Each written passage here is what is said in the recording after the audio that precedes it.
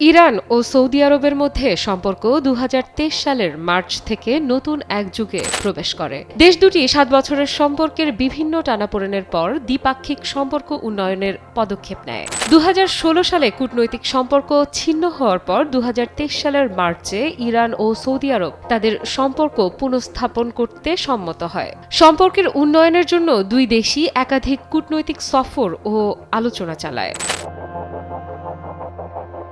Iran Saudi আরব প্রসঙ্গে ভারতীয় think tank Nazar Research Foundation Tehran এবং রিয়াদের মধ্যে সম্পর্কের উন্নয়ন এই অঞ্চলের সবচেয়ে গুরুত্বপূর্ণ ঘটনাগুলোর মধ্যে একটি বলে অভিহিত করেছে। তাদের বিশ্বাস, ইরান এবং সৌদি আরবের মধ্যে সম্পর্ক এত জটিল যে এটি কেবল একটি স্বল্পমেয়াদী কৌশল হতে পারে না, এমনটাই খবর পার্স টুডের।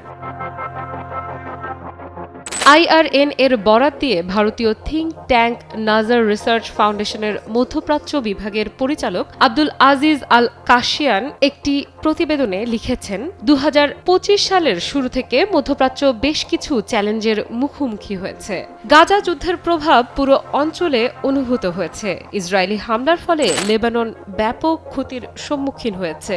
সিরিয়ার পরিস্থিতি নতুন এক যুগে প্রবেশ করেছে, যা নিয়ে অনেকটা অনিশ্চয়তা রয়েছে। এছাড়া ট্রাম্প প্রশাসন ক্ষমতায় আসার পর আন্তর্জাতিক ও আঞ্চলিক পরিবর্তনগুলো বৈশ্বিক সমীকরণের ওপর আরও বেশি প্রভাব ফেলেছে। ইরান ফিলিস্তিনি প্রতিরোধকে সমর্থন করার কারণে যুক্তরাষ্ট্র ও ইসরায়েলের জন্য বড় হুমকি হয়ে উঠেছে।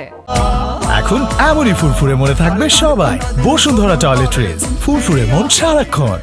এ পরিস্থিতিতে ইসরায়েলি প্রধানমন্ত্রী বেনিয়ামিন নেতানিয়াহু ও মার্কিন প্রেসিডেন্ট ডোনাল্ড ট্রাম্পের ইরান বিরোধী অবস্থান সৌদি আরবের সার্বভৌমত্বের জন্য উদ্বেগ তৈরি করেছে, যা রিয়াদকে নিজেদের কৌশল পুনর্বিবেচনা করতে বাধ্য করেছে। সৌদি আরব ওয়াশিংটন, তেল আবিব ও তেহরানের মধ্যে তীব্র উত্তেজনায় জড়াতে চায় না। এই উত্তেজনা কেবল ইরান ও সৌদি আরবের সম্পর্ককেই প্রভাবিত করবে তা নয়, বরং উপসাগরীয় সহযোগিতা পরিষদের সম্পর্কের ওপরও বড় চাপ। আফরিদা ইফরাত, নিউজ 24।